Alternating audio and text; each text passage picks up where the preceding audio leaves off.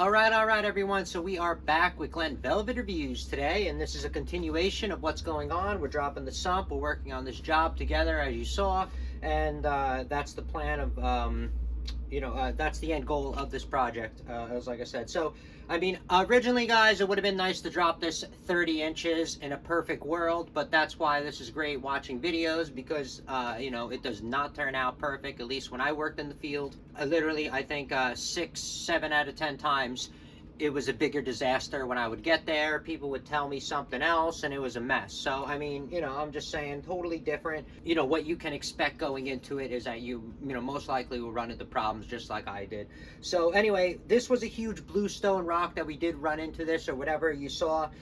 We've been doing this together, testing out different tools and accessories and breaking up this bluestone rock to be able to drop this down a little bit. So we did drop this down. I was able to get about 24, 25 inches deep total into the rock. All right. And then I'm going to work around that, and I'm going to make it that deep. Okay. Like I said, I did want to go 30 inches, like those sewage sump basins are 30 inch. Like I said, the amount of time and effort I would have to do to put this an extra 6 inches inside this rock would be the value just wouldn't be there, is what I'm saying, to do it, because I'm already deep enough that I measured out in the front of the house, and that is the slope in front of the house, because the street is a little bit lower, right, than the house, and we are about the same exact height as that street. So that's why I'm not too upset about it, and that's why I was happy that I at least got to that depth. Just to let you know, if you're aiming for a depth to go, you should look around your house and see, what are the lowest points and stuff like that, and then have an idea of what you're going to want to, what to accomplish of your water removal, at the job site or at the project or whatever you're doing. Okay, guys? So now we're going to measure this together. We're going to measure it. We got the filter fabric, you can call it, landscaping fabric, geo, whatever it's called, geo filter or geo. So we're going to measure that together and see what's up. Everyone's going to have a different design of what they're doing, okay, just to let you know. Now, luckily for me, I am on rock, and that's a good and bad thing. The bad thing is all the work that I had to accomplish to get to this far. But the good thing is that I never have to worry about this thing sinking into the ground.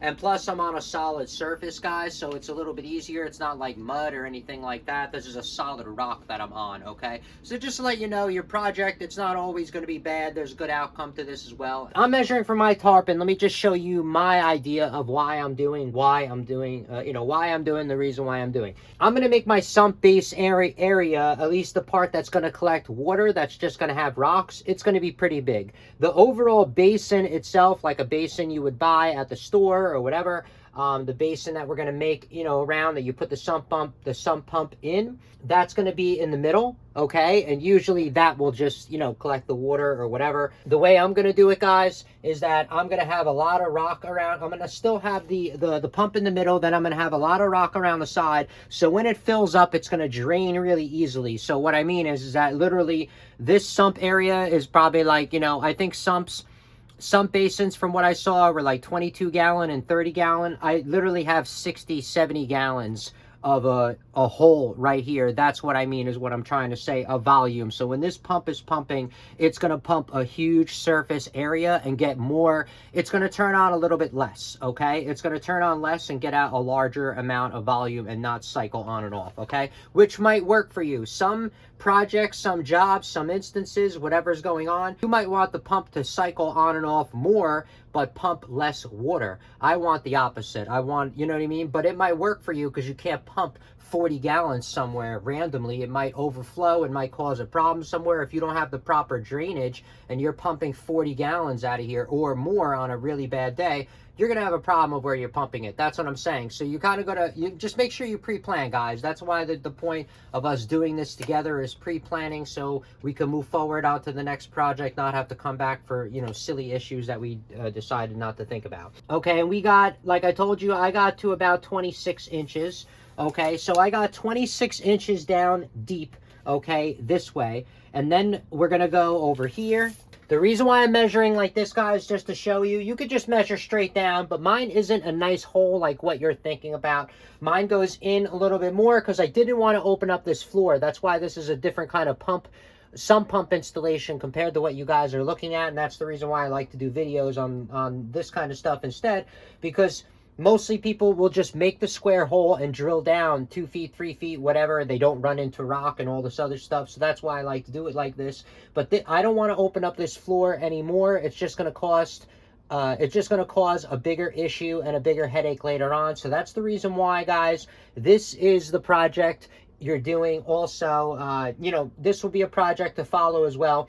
If you guys can only open up, you know, 13, 14 inches of hole space, okay? So I only have 13 by 24 inches here of hole space, but yet when you go in here, the hole in here is really big, so I have a lot of volume. So that's why we're kind of designing it this way, a little bit different than what you guys are used to seeing. I got 7 feet, guys, so most likely I'm gonna do 8 foot this way, okay, just so you guys can see what's up.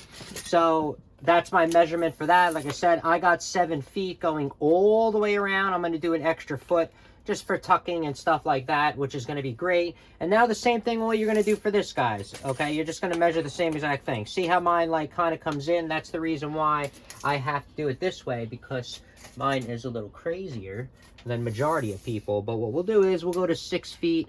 All right, guys, so I got honestly exactly 8 foot this way of the way it goes. So the good thing is I'm going to do 9 foot that way. I'm going to do a foot over on each one, like I said, because you're just going to want to do that, guys, for error. And also I'm going to fold mine in. But see, mine's going to go like this and then up on the walls like that. This way, nothing can ever get into my basin, no matter how high anything goes, because there is dirt, guys, all the way up to the top, okay? So if you're not going to seal this up properly, and like me, see, I don't have to seal mine up because I'm on a floating floor. This is in the basement. Not everybody is going to seal theirs up with cement and then just floor over it, okay?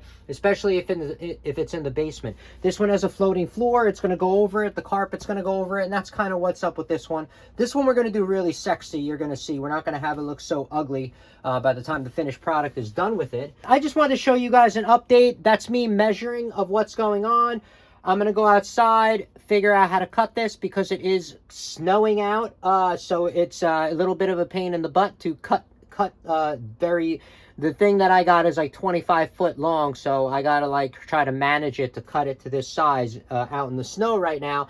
This turned into a little bit more of a complex job than I wanted it to be, you know, with all this rock and everything. But like I said, guys, it's gonna turn out okay, and the rock's gonna work in our favor, so I can't really complain. All right, everyone. So that is it for Glen Velvet Reviews on an update on this. We're gonna continue, cut the tarp and all the rest of it, and you know, put it in pieces or what the case may be. All right. But if you have any questions or comments, please post them down below. I would love to know. Also, subscribe to my channel. Join me on my review adventures as I try to put up stuff to help out the community, just like I get help from the community, right? And if you can, unless you dislike me for any reason, you could support the channel by clicking on those affiliate links below. Somehow, someway, times a million equals into something. But from what I saw, there are other ways to support the channel on YouTube. And if you do decide to support the channel, please make sure you come back, see that I'm putting that support back into it, getting more stuff to review, doing updates on the items so we know we're getting a good value, and also helping my subscribers with any questions they have on the products that I did already review. Right? So everybody enjoy, be safe, Glen Velvet Reviews. Bye-bye, everybody, and I will see you guys later.